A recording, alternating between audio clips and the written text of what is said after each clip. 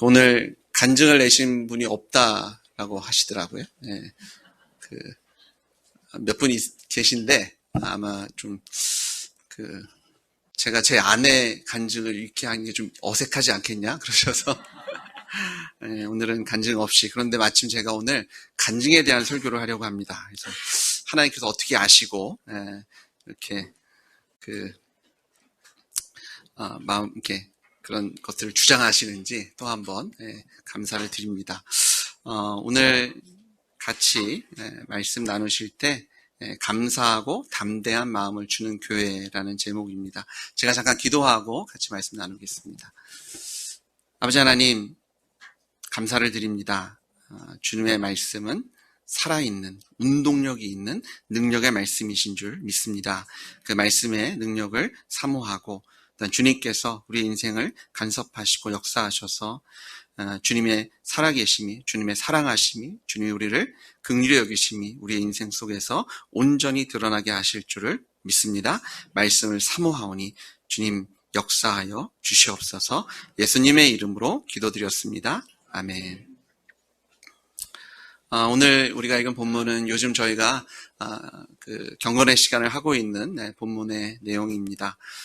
이미 보셨고 들으셨고, 오늘 특별히 저희가 읽은 본문은 드디어 사도 바울이 죽음의 고비를 몇 번 넘기고 이제 로마에 입성하게 되고, 이 사도 바울이 로마로 온다는 소식을 듣고 로마 교회의 교인들이 사도 바울을 마중하게 됩니다. 그런데 사도 바울이 로마 교회에서 마중 나온 이 사람들을 보는 순간 그 마음에 감사함과 담대한 마음이 풍성하게 채워졌다라고 고백하고 있는 것을 우리가 보게 됩니다.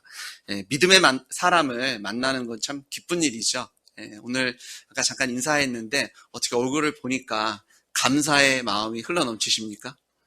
여러분 마음에 담대함이 생기세요? 아니면 아유 힘들지, 어렵지, 아유 어떡하지? 이런 걱정과 근심과 탄식이 있으십니까? 그리스도인들은 서로 얼굴을 맞이할 때 감사할 것이 넘치고 또 하나님께 우리에게 주시는 담대한 마음으로 채워지는 그런 하나님의 특별한 사랑을 받는, 능력을 받는 사람인 줄 믿습니다. 오늘 우리 교회가 예배를 통해서 또 목장에서 하나님의 말씀을 나누시는 것 속에서 하나님께서 주시는 감사의 제목이 넘쳐나고 또 하나님께서 우리 마음에 담대함을 주시는 그런 말씀의 역사, 살아계시는 예수님의 성령님의 역사가 우리 교회에 충만하기를 소망합니다. 자, 사도 바울이 로마 교회 사람들을 만났는데 그 마음에 감사가 생기고 그 마음에 담대함을 얻은 이유가 무엇일까? 우리 사랑하는 지체들이 함께 만났는데 얼굴을 보니까 감사합니다, 이런 마음이 생기고 또 같이 몇 마디 나눴더니 내 안에 담대함이 생기는 이유가 무엇일까? 그리고 만약에 우리가 감사가 아니라 걱정이 생기고 근심이 생기고 두려움이 생기고 그런 부담감이 생긴다면 또 그건 왜 그럴까? 오늘 말씀을 통해서 저희가 한번 이 사도 바울이 누렸던 감사하고 담대한 마음을 함께 나누는 그런 교회의 모습을 함께 나눔으로 주님께 주신 은혜를 누리기 원합니다. 그 히브리 기자는요, 이 믿음의 사람의 특별한 특징, 그런 모습을 우리에게 나눠주므로 믿음의 사람들이 서로 만났을 때 감사할 수 있고 담대한 마음을 가질 수 있는 이유를 설명해 주고 있습니다. 오늘 히브리서 11장을 좀 함께 피시고 히브리서 11장을 중심으로 해서 함께 말씀을 나누기 원하는데요. 히브리 기자는요, 그리스도인들을 이렇게 얘기합니다. 히브리서 11장 38절, 이 가르 속에 있는 말씀을 먼저 읽겠습니다. 이런 사람은 세상이 감당하지 못하느니라. 이 한글 성경은 이런 사람은 누구냐면 그리스도인들입니다. 믿음의 사람들이죠. 믿음의 사람은 세상이 감당하지 못한다라고 번역했는데요. NIV나 NASB는 조금 다른 식으로 번역을 합니다. The world was not worthy of them. 이 세상이 이런 사람들, 믿음을 가지고 있는 사람들에게는 아무런 가치가 없다라고 선포합니다. NASB에서도 People of whom the world was not worthy. 같은 얘기를 좀 다른 표현을 하고 있는데요. 이 하나님의 사람들, 믿음의 사람들, 교인들, 성도들은 세상에서 가치를 찾을 수 없는 사람들, 근데 한글 성경은 이것을 세상이 감당할 수 없는 사람이다라고 번역을 해요. 세상이 그리스도인들을 감당할 수 없는 이유가 뭐예요? 그리스도인들은 세상에서 어떤 가치도 찾을 수 없는 사람들이기 때문입니다. 아멘이 나와야 되는데. 세상이요, 그리스도인들을 어떻게 할 수가 없어요. 그러니까 저희의 약점이 있어야 되잖아요. 저희가 좋아하는 거, 저희가 잃으면 안 되는 거. 그런 게 있으면 그거를 딱 잡고 사람들 마음을 막 이렇게 살살 건드리고 유혹하고 공격하는 것을 통해서 너 이거 없으면 큰일 난다. 너 이게 안 이루어지면 정말 망한다. 희망이 없다, 소망이 없다. 이렇게 사람들의 마음을 휘둘러야 되는데 세상이나 이 공중의 권세자인 마귀가 그리스도인들을 감당할 수 없는 이유는 그리스도인들에게는요, 이런 약점이 사라집니다. 사실은 사라진 것이 아니라 주님께서 우리의 방패가 되셔서 우리의 모든 약점을 가려주시는 것을 믿습니다. 그러니까 세상은요, 그리스도인을 상대로 해서 유혹도 해야 되고, 아주 협박도 해서 이 사람들을 막 휘둘릴 수 있는 그런 위치에 서고 싶어 하는데, 오늘 성경 말씀을 보니까 세상이 감당할 수 없는 사람, 그게 그리스도인들. 네, 한번 같이 외칠까요? 나는 세상이 감당할 수 없는 사람이다. 나는 약점이 사라진 사람이다. 아멘. 네. 지난주에 하나님께서 우리 교회에 요한복음 12장 25절 26절 말씀을 선포해 주셨습니다. 거기서 자기의 생명을 사랑하면 잃을 것이고 이 세상에서 자기의 생명을 미워하면 오히려 영생하도록 보전하리라 라고 말씀해 주셨죠. 마귀는요, 우리가 사랑하는 것을 담보로 잡고 우리를 공격해요. 그리고 유혹합니다. 자, 하나님의 최고의 걸작품이 여러분과 저잖아요. 그런데 하나님을 대적하는 이 악한 영이, 그리고 이 세상이 하나님의 최고의 걸작품을 조롱하고 비웃는 거예요. 이게 얼마나 자존심 상하는 일인지 몰라요. 내가 사랑하는 것이 나의 약점이 돼서 세상이 공격하기에 가장 좋은 공격 타겟이 됩니다. 그러니까 세상은 저희를 무너뜨려야 될 거 아니에요. 그렇죠? 악한 영은 저희를 쓰러뜨리려고 죽이려고 하는데 이것 봐라. 좋아하는 게 있네. 사랑하는 게 있네. 아끼는 게 있네. 세상 안에서 자기의 생명을 미워야 하는데 자기를 너무너무 사랑하네. 내 자존심이, 내 생각이, 내 감정이 그 어떤 것보다 중요하고 소중하면 마귀는요, 우는 사자와 같이 언제든 우리를 잡아먹으려고 죽이려고 기다리는 존재잖아요. 그거를 절대 놓치지 않고 공격을 해올 수밖에 없는 거죠. 그래서 우리는 믿는 자들은 마귀가 악한 영들이 이 세상이 감히 넘볼 수 없는 세상보다 나보다 더 사랑하는 한 존재 누구세요? 삼위일체 하나님을 사랑하시는 여러분 되실 주의 이름으로 축복합니다. 네. 세상에서 나를 미워하셔야 돼요. 제가 한 주간 동안 말씀 묵상하면서 그러면 어떻게 미워할 수 있을까? 그래서 제가 오늘 설교의 마지막에 그 비밀을 알려드리려고 합니다. 기다리십시오.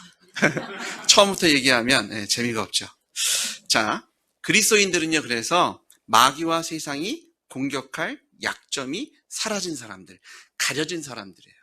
예수님께서 친히 방패가 되시고 우리의 보호 장비가 되어주시고 투구가 되어주시고 또한 무기가 되어주셔서 세상이 마귀가 어떤 공격을 해와도 우리의 생명을 위협할지라도 우리가 사랑하는 것을 앗아갈지라도 우리의 생명이 사라진다 할지라도 마귀에게 휘둘림을 당하지 않는 믿음의 사람으로 세워진 것을 믿습니다.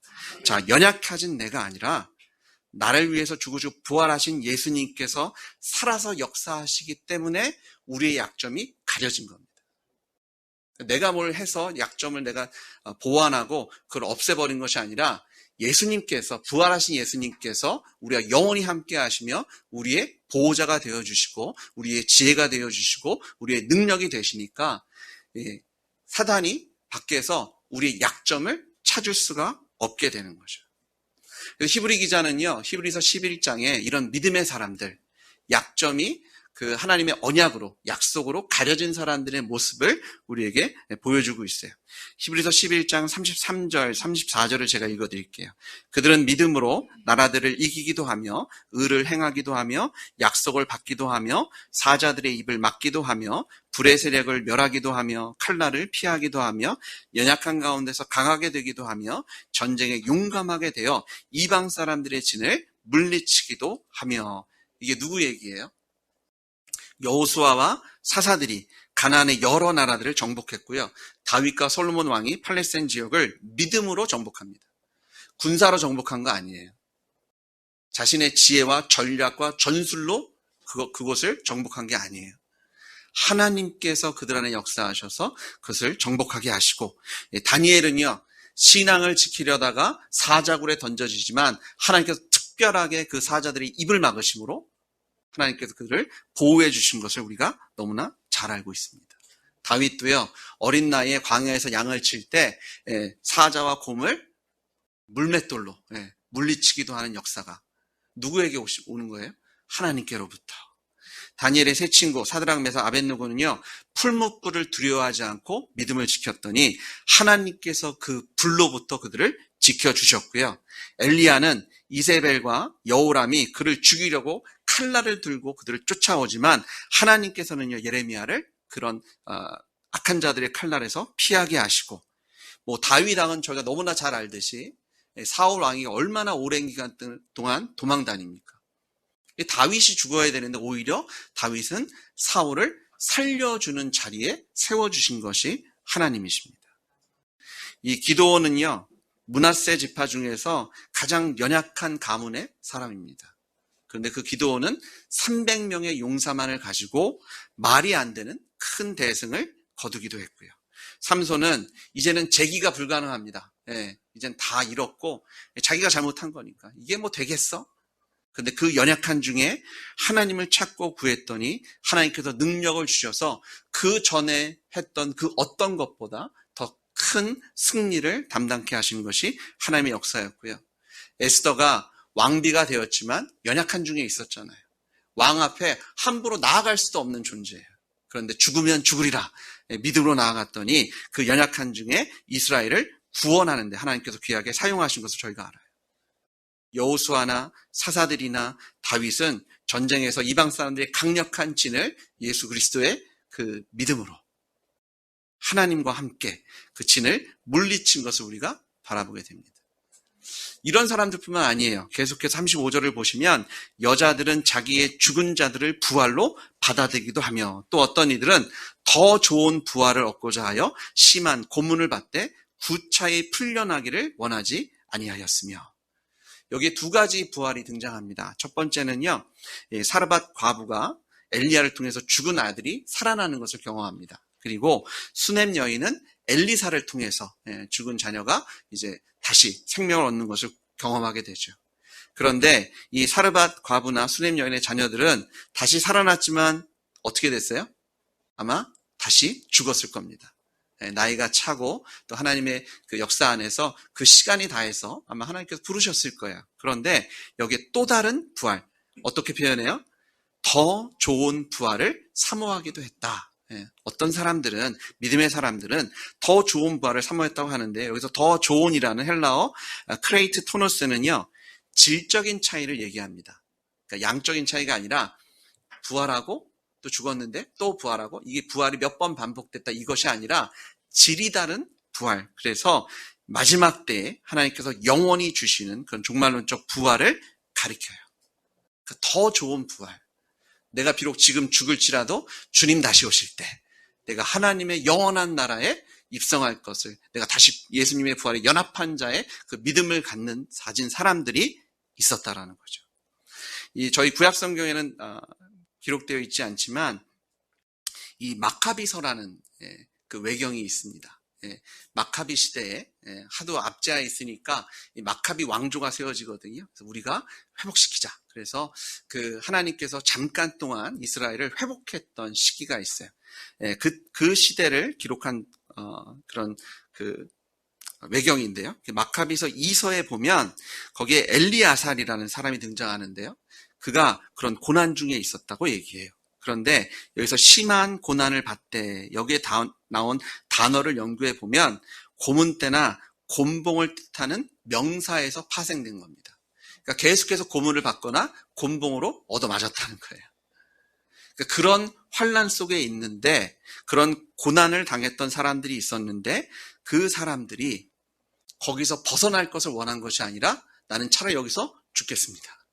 왜냐하면 주님께서 나를 회복시키실 거기 때문에 내가 하나님의 나라의 백성이기 때문에 나는 영원한 부활에 연합한 자입니다. 그 믿음을 가지고 죽음을 감내한 사람들이 있고요. 또 마카비서 2서 그 7장의 기록을 보면은 거기에 한 어머니와 7명의 그 아들들이 등장하는데요. 이 가족이 한 마음으로 그 죽음을, 하나님의 부활을 사모하며 죽었다라는 그런 고난을 감내했다는 기록이 있더라고요. 그러니까 믿음의 사람들은 죽음 앞에서도 담대한, 오히려 더 좋은 부활을 사모하며 주님 다시 오실 때를 기대하며 지금 겪고 있는 환난과 고난을 담대하게 감당하고 믿음을 지킨 것을 우리가 바라보게 됩니다. 그뿐이 아니에요. 11장 36절에 계속해서 이렇게 얘기합니다. 어떤 이들은 조롱과 채찍질 뿐 아니라 결박과 옥에 갇히는 시련도 받았으며 돌로 치는 것과 톱으로 켜는 것과 시험과 칼로 죽임을 당하고 양과 염소의 가죽을 입고 유리하여 궁핍과 환난과 확대를 받았으니, 또 우리가 읽은 본문 가로 말고 뒷줄을 보시면 그들이 광야와 산과 동굴과 토굴에 유리하였느니라. 대부분의 선지자들은요, 그리고 예레미야, 저희가 너무나 잘 아는 예레미야나 이사야를 보시면 하나님의 말씀을 선포하다가 참 무수히 맞습니다. 매도 맞고 감옥에 갇히기도 하고, 특별히 예레미야 같은 경우는 구덩이 속에 던져지잖아요. 죽이려고 던진 겁니다. 그런 것들을 감내하기도 하고요. 또 성경에 보시면 예레미야는 돌에 맞기도 했죠. 그런데 스가랴 선지자는요, 돌에 맞아 순교합니다. 이런 것들을 감내했던 믿음의 사람들. 그리고 전승에 따르면, 전설처럼 내려오는 얘기에 따르면 이사야 선지자가 톱에 켜서 죽음을 당했다고 알려져 있어요. 그리고 우리아는, 저희가 요즘 큐티하고 있는 본문에 나오는 우리아는 그 여호와김의 칼날에 죽임을 당했고요. 엘리야나 엘리사는 양과 염소의 가죽으로 지은 입을 입었고 메뚜기와 석청을 먹으며 아주 검소하고 궁핍하고 환난과 확대가 끊이지 않는 삶을 살았고요. 이 세상이 유혹할 수가 없고 협박을 할 수가 없으니까 어떻게 했어요? 이게 공격할 거리가 없으니까 세상이 생각하는 게 뭐냐면 박해와 핍박과 광야와 산과 동굴과 토굴로 유리하게 하는 것. 뭘 가지고 어떻게 해볼 수가 없으니까요. 감당이 안 되니까 이젠 육체적인 그리고 물질적인 것들을 공격하면서 우리 육신의 연약함을 공격했는데, 그럼에도 불구하고 믿음의 사람들이 믿음을 지키고 그리고 하나님께 세상이 감당할 수 없는 사람이라는 칭찬을 들은 것을 우리가 바라보게 됩니다. 그들이 이럴 수 있었던 이유가 뭐라고요? 그들이 세상에서 어떤 가치도 발견할 수 없었기 때문이에요. 세상이 그들에겐 아무런 가치가 없었어요. 믿음의 사람들에게 참된 가치는 부활하신 예수님, 하나님만이 우리의 유일한 소망이고 기쁨이 되는 줄 믿습니다. 아멘. 주님께서 우리에게 약속해 주신 하나님의 나라가 이미 임했고 또한 온전하게 완성되어 주님 다시 오실 때 우리가 그 하나님 나라에 함께 입성하는 영광을 누리게 될 줄 믿습니다. 그래서 히브리 기자가 이 구약에 등장하는 믿음의 사람들을 소개하면서 이제 예수님이 이제 오셨잖아요. 그리고 죽으셨고 부활하셨고 이제 승천하셔서 이제 주님께서 다시 오시겠다라는 약속을 하고 가셨는데, 이제 다시 오실 예수님을 기다리고 있는 그리스도인들과 비교하면서 설명을 합니다. 이 구약의 사람들은 어떤 사람들인가 봤더니요, 히브리서 11장 39절에 보시면 이 사람들은 다 믿음으로 말미암아 증거를 받았으나 약속된 것을 받지 못했다. 자, 먼저 증거를 받았다라는 것이 어떤 의미인지를 바라보시면 다른 것이 아니라 이들이 하나님께 인정받은 사람이었어요. 이 사람들 정말 믿음의 사람, 나의 백성이다. 그 히브리서 11장 4절에 보시면 믿음으로 아벨은 가인보다 더 나은 제사를 하나님께 드림으로 의로운 자라 하시는 증거를 얻었으니 하나님이 그 예물에 대하여 증언하시니라. 그가 죽었으나 그 믿음으로써 지금도 말하느니라. 하나님께서 이 믿음의 사람을 인정하셨어요. 어떤 사람은요? 의로운 자라고 인정하셨고 하나님이 친히 증거하신다. 그들이 드린 그런 헌신과 예물을 그것이 증거물이 되어서 하나님께서 인정해 주신다라고 말씀해 주시고요. 히브리서 11장 5절에서는 믿음으로 에녹은 죽음을 보지 않고 옮겨졌으니 하나님이 그를 옮기심으로 다시 보이지 아니하였느니라. 그는 옮겨지기 전에 하나님을 기쁘시게 하는 자라는 증거를 받았다. 이 구약의 사람들, 아직 예수님 오시지 않았고요. 오실 예수님, 오실 메시아를 정말 목매달라 기다렸던 사람들이에요. 그 언약 하나 붙잡고 주님께서 주신 말씀대로 순종하며 하나님의 뜻대로 살아갔던 사람들. 하나님께서 그를 인정하십니다. 의로운 자. 그리고 하나님께서 기뻐하시는 자. 우리 교회가 하나님께 인정받는 교회로 세워지기를 소망합니다. 의로운 자로 하나님께서 기뻐하시는 우리 교회 이름처럼 주님의 기쁨 교회, 주님께서 기뻐하시는 우리 교회 또 지체들 또 목장으로 세워지기를 주의 이름으로 축복합니다. 자, 그런데 문제는 뭐예요? 정작 그들은 하나님께서 약속하신 것은 받지 못했어요. 이 약속하신 것이 뭐예요? 하나입니다. 이게 단수로 표현되어 있어요. 예수님이에요, 예수님. 오신다는 것은 그들이 들었어요. 그래서 오실 메시아를 기대하는 거예요. 우리의 왕이 오실 것이다. 하나님께서 오실 것이다. 사람으로 태어나시지만 한 어린아이로 이 땅에 오실 거지만 그분을 봤더니 정사가 있고 아름다운 분이시고 지혜가 있고 근데 사람이 아니라 영존하시는 아버지 하나님께서 이 땅에 오실 것이다. 그거 바라보고 살았던 사람이에요. 오실 것이다. 그거 붙잡고 주님께서 명령하시면 풀무불이라도 더 뛰어들었던 거예요. 그 말씀 붙잡고 칼날이 앞에 있어도 그 말씀 붙잡고 궁핍함이 앞에 있어도 그거 가지고 믿음의 사람으로 나아간 거예요. 하나님께서 인정하신 거죠. 근데 정작 이 사람들은 그 약속한 것을 받지 못했다. 이 땅에 오셔서 우리의 모든 죄를 위해서 십자가에 달려 죽으심으로 우리의 죄와 사망의 원수를 다 멸하시고 또 부활하셔서 우리를 하나님의 자녀 삼으시고 하나님의 권속으로 하나님의 나라를 삼아주신 그 예수 그리스도의 그 언약의 성취를 바라만 보고 기대만 했지만 믿음의 사람, 세상에 감히 감당할 수 없는 삶을 살았던 사람들이 구약에 나오는 믿음의 선조들이라는 거죠.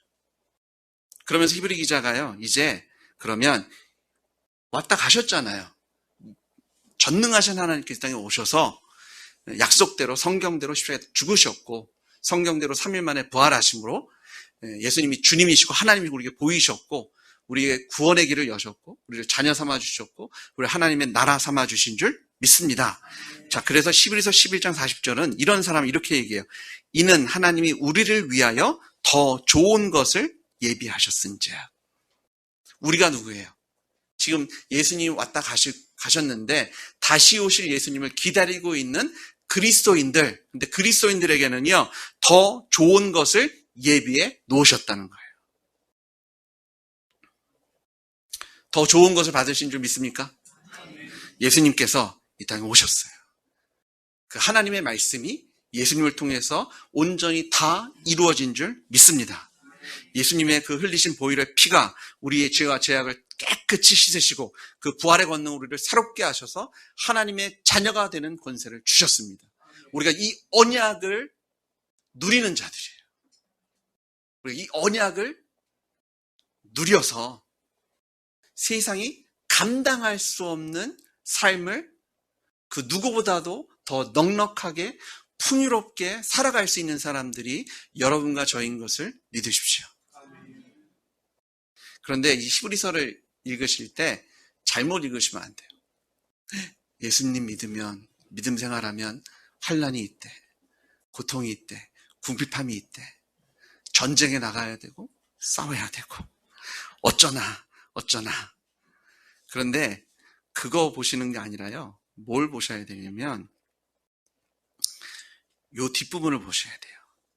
의를 행하기도 하며 약속을 받기도 하며 사자들의 입을 막으시고 불의 세력을 멸하시고 칼날을 피하게 하시고 연약한 가운데 강하게 하시고 전쟁에 용감하게 되고 이방의 진을 물리치게 하시는. 저희는 이 강세를 어디다 둬요? 싸움이 있대, 어렵대, 힘들대. 그래서 이거는 피해야 되겠다, 적당히 믿어야 되겠다. 괜히 잘못 믿었다가 전쟁에 나가야 되고, 괜히 잘못했다가 궁핍해져야 되고, 괜히 잘못했다가 망하겠구나. 이 십자가를 지나서 어디로 가셔야 돼요? 부활. 예. 이기게 하시는구나, 멸하시는구나, 피하게 하시는구나, 승리케 하시는구나. 우리가 예수님의 부활에 동참한 자의 믿음의 고백을 하시는 여러분들 주님을 축복합니다. 예. 그러니까 주님께서 우리를 씻으신 거예요. 이제 부활의 권능으로 우리를 자녀 삼으셔서 이제는 그 믿음의 보증으로 성령 하나님을 우리에게 주셨잖아요. 이 성령님과 하나님과 동행하는 삶을 살아가고 있는 거예요. 사실은요, 구약의 믿음의 선조들, 우리가 히브리서를 통해서 이런 놀라운 삶을 살아가는구나 부러워하고, 내가 이럴 수 있을까? 예, 잠깐 걱정이 들었다가 나중에 뭐 이런 생각이 들게 한, 그게 아니라 이분들이 예수님이 아직 오지도 않으셨고 죽지도 부활하지도 않으셨는데도 이런 믿음의 삶, 세상에 감당할 수 없는 삶을 살았다면 예수님 오셔서 죽으시고 부활하셔서 이제 성령 하나님, 돌비가 아니라 우리 마음의 언약을 새겨주셨잖아요. 넉넉히 감당하게 하시는 줄 믿습니다. 네. 우리가 구약의 믿음의 사람들보다 더 좋은 것을 누리고 있습니다. 예수님께서 성령대로 오셔서 우리의 죄를 대신해 죽으시고 3일 만에 성령대로 부활하심으로 하나님의 언약을 성취해 주셨어요. 우리가 믿음으로 하나님께 의로운 자로, 또 하나님을 기쁘시게 하는 자로 인정받지 못할 이유가 없습니다. 두려워하고 걱정하지 마세요. 두려워하고 무서워하지 마십시오. 머뭇거리거나 주저하지 마세요. 세상은, 마귀는 예수님을, 주와 하나님을 믿는 자들을 유혹할 만한 가치 있는 것을 가지고 있지 않습니다. 문제가 뭐냐면 이 마귀가, 세상은 뭐의 달인이에요? 속임수의 달인들이에요. 저희 집에 드디어 TV가 들어왔습니다.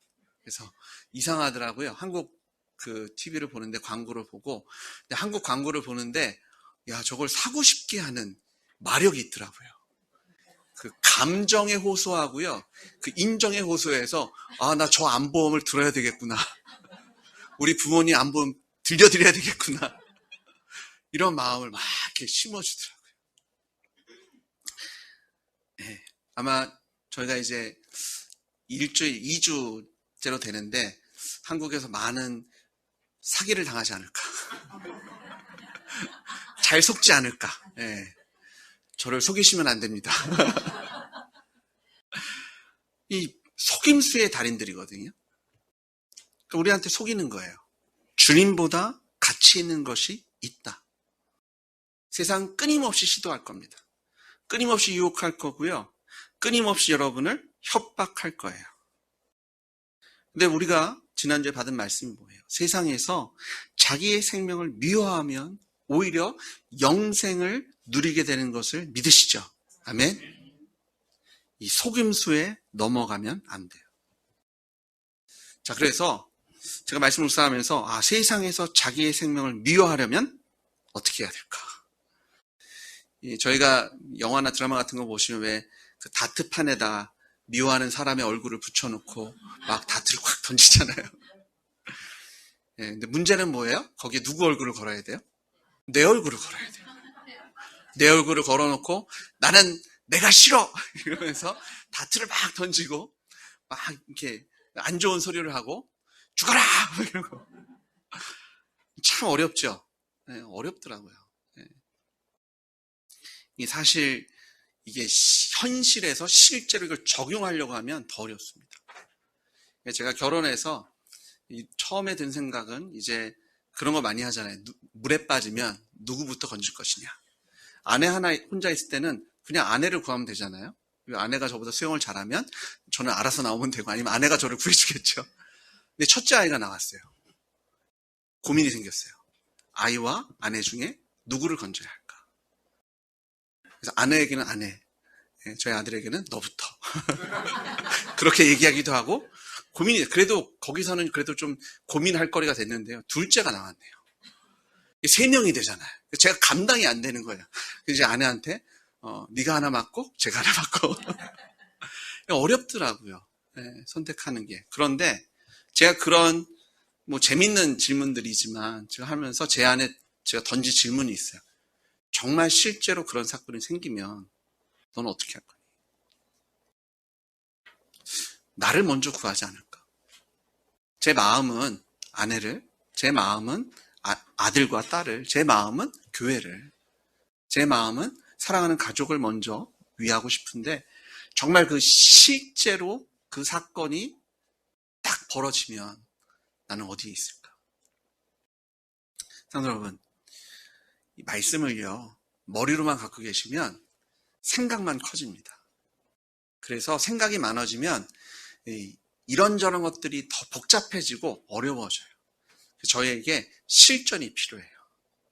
실제로 일들을 맞닥뜨리면서, 저희가 전도해야지 생각하는 게 아니라 정말 전도 나가서 사람 만나보고, 저희가 사랑해야지 생각만 하는 것이 아니라 가서 사랑을 해보면 정말 실제적으로 일어나는, 그리고 나의 상태를 점검할 수가 있어요. 저희가 세상 안에서 나의 생명을 미워야 하는 것 다 아시잖아요. 이것을 여러분이 실제 적용하셔서 여러분의 상태, 믿음의 상태를 점검하셔야 돼요. 그리고 실제로 하다 보면 거기서 길이 생깁니다. 이게 이런 것이 부족했구나. 이런 것을 해야 되는데 내가 지금 여기 있구나. 그래서 기도하게 되고 의지하게 되고, 또 하나님께서 그런 과정 속에 우리 순종을 통해서 하나님께서 역사해 주실 줄 믿습니다. 그러니까 이게 다 뜯어진 걸로 안 돼요. 실제로 한번 나가보셔야 돼요. 제가 그러면 어떻게 하면 나를 미워할 수 있을까 고민을 하기 시작했습니다. 근데 저희 아들이 한때 게임을 많이 좋아한 적이 있어요. 한 고2 됐을 때. 그리고 그걸 어떻게든 막아서. 근데 이제 코로나가 터졌잖아요.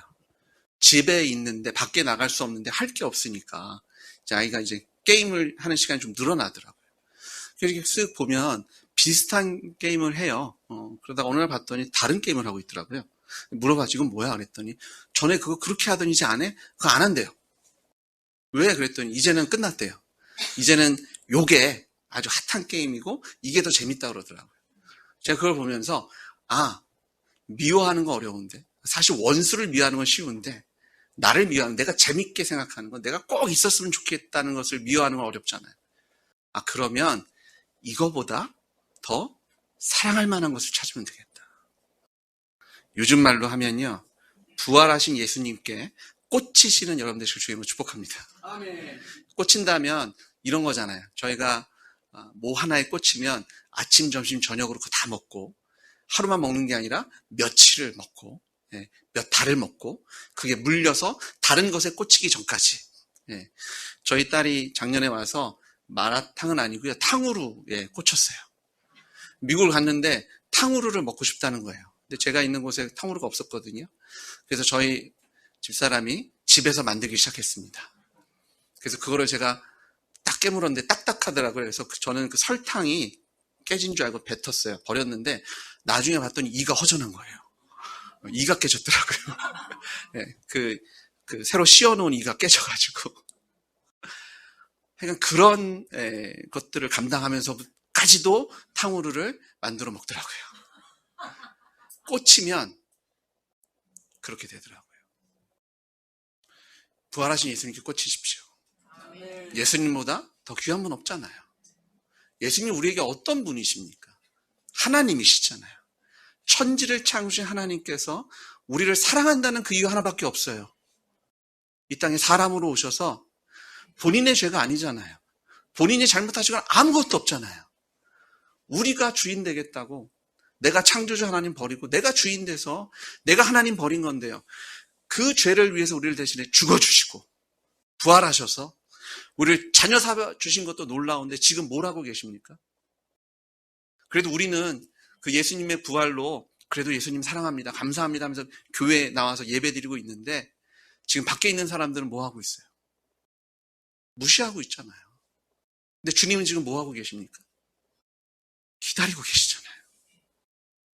저 같으면 한 2000년 기다리셨으면 저는 그냥 그만하실 것 같아요. 지금도 기다리고 계십니다. 지금도 그들이 주님 전에 나와 예수님을 주님이라고 고백하고 찬양하고 예배하는 것을 소망하고 바라고 계시는 것이 예수님이세요. 그 하나님의 사랑, 저희가 이런 하나님을, 이런 주님을 어떻게 더 사랑하지 않을 수 있어요? 저는요, 성경 읽을 때마다, 말씀 묵상할 때마다 이해가 안 가는 거예요. 사랑할 수밖에 없는 분이신데, 경배하고 예배할 수밖에 없는 분이신데, 왜 이런 하나님을 예배하지 않지? 왜 믿지 않지? 이 증거가 너무 확실하고 분명한데, 하나님의 사랑과 하나님의 자비와 하나님의 긍휼을 하시면 차고도 흘러 넘치는데, 왜 이걸 보지 못할까? 왜 이걸 느끼지 못할까? 왜 주님 전에 나오지 못할까? 속는 거죠. 이 귀하신 분보다 더 귀한 것이 있다라고.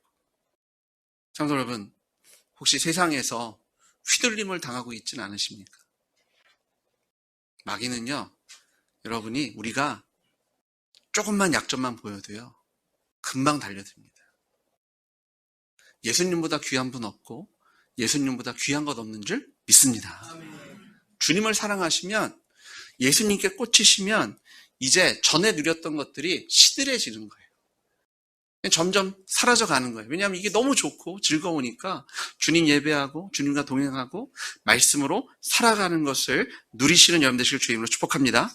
하나님께 의롭다고 인정받고 하나님을 기쁘시게 하는 자로 인정받는 사람들을 만나야 감사가 생기고 우리 마음에 담대함이 생겨요.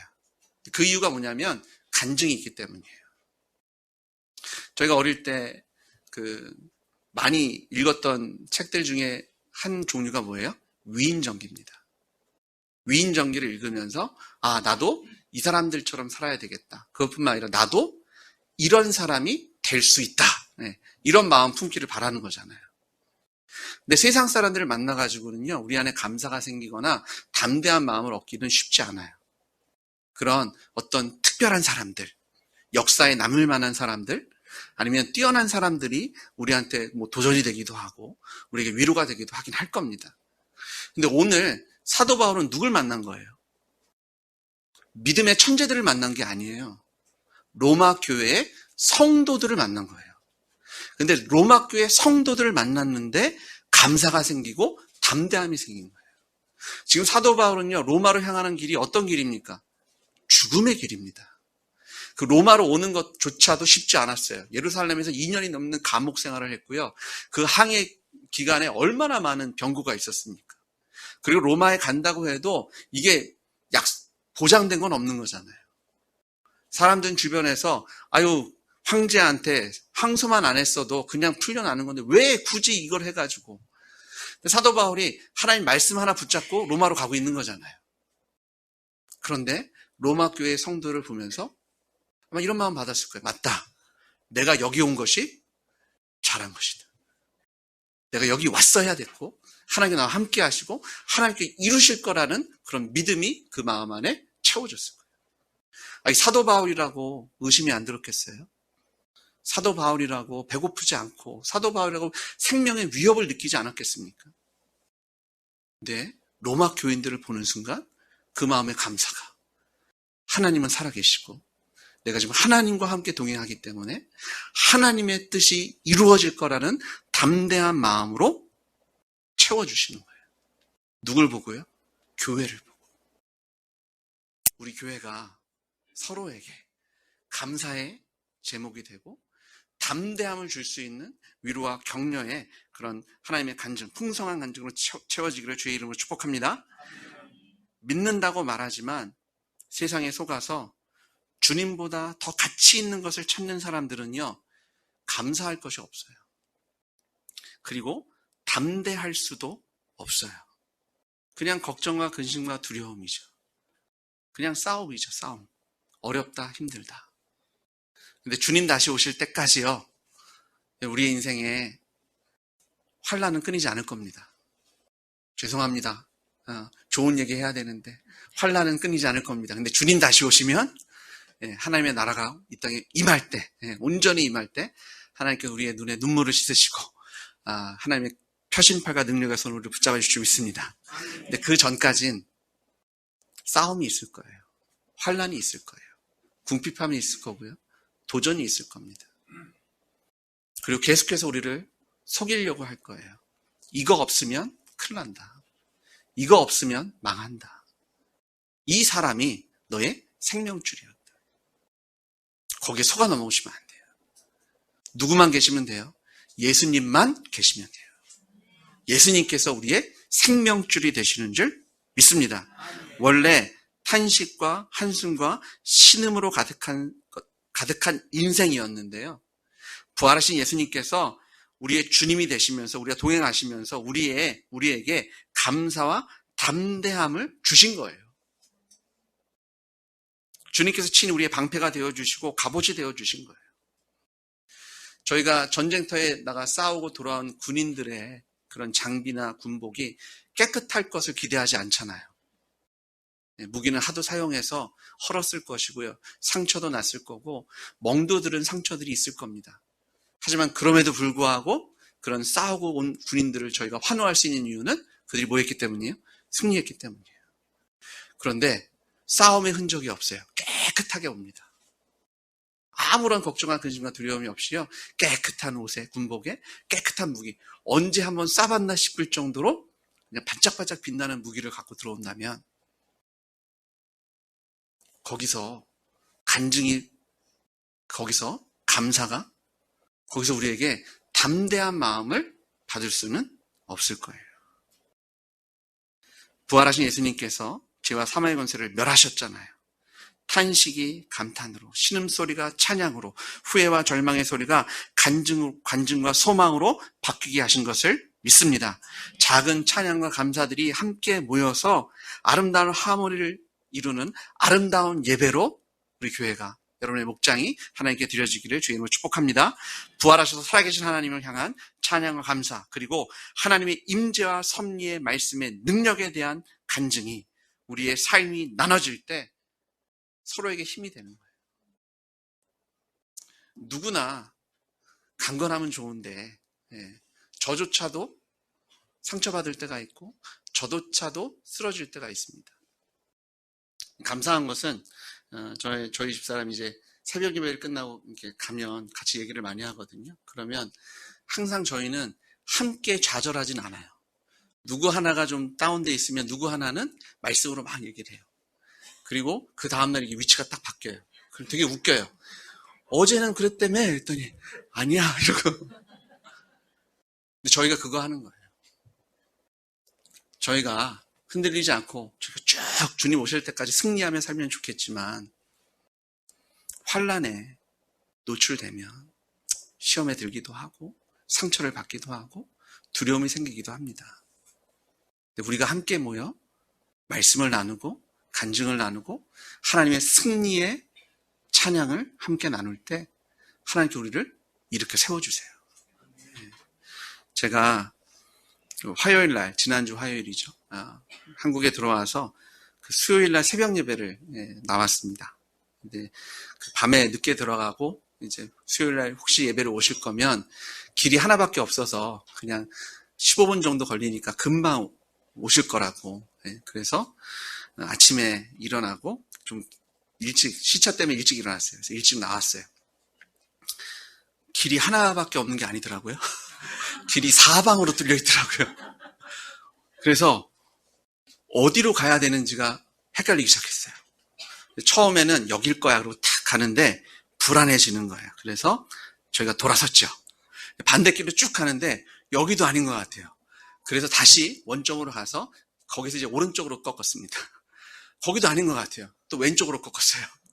막 한참 헤매다가 다행히 그 택배 운전하시는 기사분을 만났어요. 그래서 차를 세우고 여쭤봤더니 제가 여기를 가려고 합니다. 그랬더니 거기 되게 먼데 어떻게 여기서 거기를 찾냐고 그러시는 거예요. 봤더니 제가 반대길로 와 있더라고요. 그래서 그분이 안내해 주셔서 걷는데 그분은 차를 타고 가니까 저희가 가는데 나오시면서 이쪽이 맞다고 한 번 더 확인해 주고 가시더라고요. 얼마나 감사했는지 몰라요. 그러면서 이제 저희가 같이 그런 얘기를 했죠. 아, 이 도로에 침신대라는 표지판 하나만 더 있었어도 우리가 헷갈리지 않고 갔을 텐데. 근데 제가 보니까 제가 처음에 갔던 길이 맞는데 거기서 좀만 더 갔으면 침신대라는 표지판이 있더라고요. 근데 제가 간 데까지는 그 표지판이 없었어요. 저희도 이제 큰 그림이 없으니까. 그리고 제가 93년도에 침신대를 다녔는데 그때랑 지금은 전혀 다른 나라, 전혀 다른 땅입니다.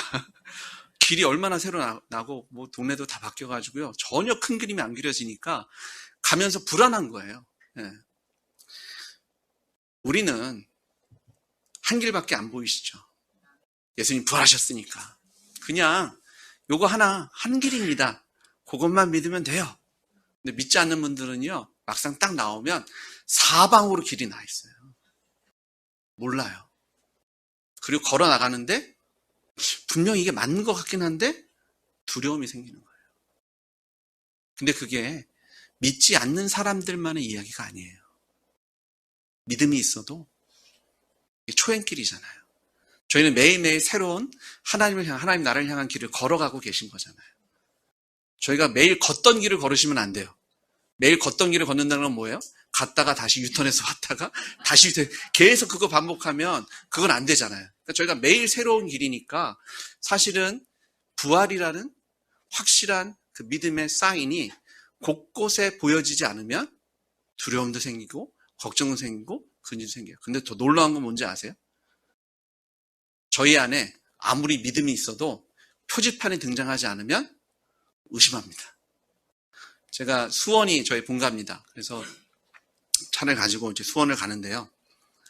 길이 제가 있을 때는 경부선 그거밖에 없었거든요. 경부고속도로. 근데 길이 너무 많이 생겨가지고요. 불안한 거예요. 이 길이 맞나? 맞게 가고 있나? 그때마다 표지판을 확인하는 거예요. 내가 맞게 가고 있구나. 분명히 제가 맞게 가고 있는 걸 알고 있지만 중간중간에 그 표지판이 저에게 확신을 주더라고요. 흔들리지 않고 걸어가게 하고 달려가게 하는. 자, 여러분, 예수님의 부활은요, 우리에게 믿을 수 있는, 머뭇거리지 않고 확신을 가지고 하나님의 모든 말씀을 아멘할 수 있는 확실한 증거가 되는 줄 믿습니다. 그런데 이게 실전이 없는 예수님의 부활의 메시지는 힘이 없어요. 여러분이 부활하신 예수님이랑 먼저 사셔서 믿음의 싸움을 싸우시고 마귀가 세상이 나를 이렇게 유혹했는데 내가 이게 가짜인 걸 알기 때문에 나는 이렇게 이겼다. 이것이 등불이 되어주셔야 돼요. 뒤에 따라오는 사람들이 볼 수 있는 빛이 돼야 되고요. 의심하는 사람들에게 짠맛을 내는 소금이 되어서 이것이 맞다라는 것을 확인해 주셔야 합니다. 그게 하나님께서 믿는 자들에게 주신 사명이에요. 만날 때마다 감사함이 있고 만날 때마다 담대함이 생기는, 그는 삶이 나눠지지 않고 하나님의 말씀이 나눠지지 않으면 불가능합니다. 제가 지난 주중에 첫 설교를 새벽 예배로 했습니다. 근데 그 새벽 예배 설교가 너무너무 부담이 많이 됐습니다. 저는 설교를 즐기는 사람 중에 하나입니다. 전 설교가 너무 좋아요. 저는 한 2시간을 시켜도 설교할 것 같아요. 그렇게까지는 안 할 겁니다. 근데 너무너무 부담이 되는 거예요. 제가 이 교회에서, 우리 교회에서 몇 번 그 전에도 설교를 했잖아요. 제가 오늘 주일 첫 설교인데, 그때는요, 사실 두려움 없이 선포하고 저는 나 몰라라 하고 가면 돼요. 그러면 남아있는 분들이 어떻게 하겠지. 저는 그냥 던져놓고 가는 것이요. 그런데 제가 수요예배를 이제 2번 참여하면서 교회 지체들이 주일에 선포된 말씀을 계속 되새김질을 하고 그 말씀대로 살고 그 말씀에 간증을 하고 그 말씀의 역사를 나누는 걸 보는데 하나님께서 저에게 부담을 주시는 거예요. 와, 이게 말씀이 그냥 한 번 전해지고 사라지는 것이 아니라 하나님께서 하나님의 자녀들에게 주신 한 주간 혹은 주님 다시 오실 때까지 붙잡고 살아야 하는 하나님의 말씀을 선포하는 거구나. 물론 그전에도 제가 그런 생각을 가지지 않았다는 건 아닙니다. 근데 그게 너무 피부로 확 느껴지니까요. 설교에 대한 부담감이 생기더라고요. 그래서 기도를 하기 시작했어요. 하나님, 사람의 생각이 아니라 하나님의 말씀을 선포하게 해주십시오.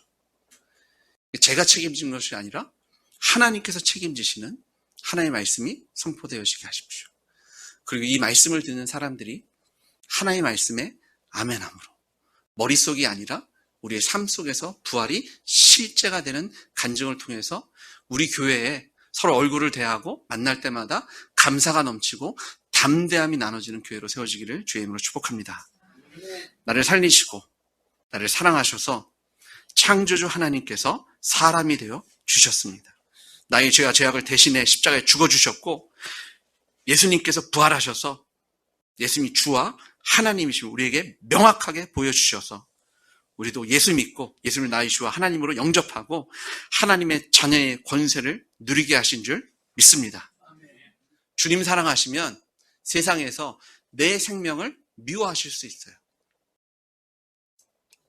미워하려고 노력하지 않으셔도 주님이 커지면 커질수록 여러분이 내려놓기 힘든 게 있으시잖아요. 그러면 주님께 집중하세요.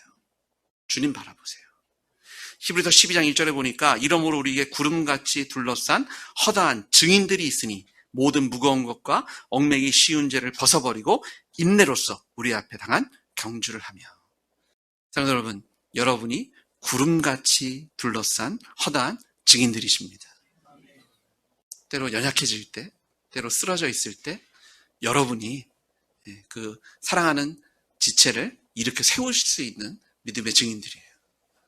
세상에 죽어가는 영혼들, 주님 아직도 그들을 기다리고 계십니다. 그들에게 빛이 되어 주셔야 되고 소금이 되어 주셔야 합니다.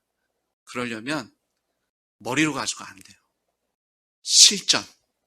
실제로 지금도 살아서 역사하시는 하나님이 여러분의 삶 속에서 주권적인 역사, 여러분의 순종, 여러분의 간증이 이 땅을 변화시키는데 하나님께서 귀하게 사용하시는 빛으로 소금으로 사용해 주실 것을 믿습니다. 부활하신 예수님을 그 무엇보다 사랑해서 하나님을 섬기며 따르고 또 감사와 담대한 마음을 나누는 교회로 주의 이름 세워지기를 주의 이름으로 축복합니다. 같이 기도하시겠습니다.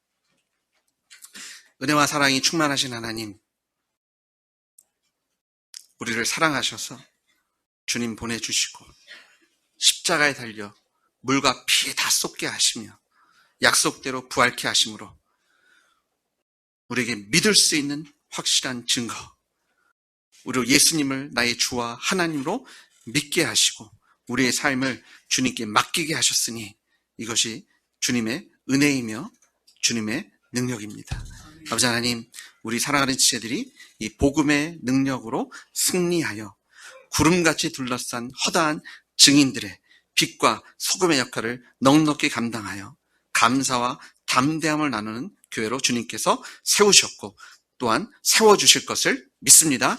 예수님의 이름으로 기도드렸습니다.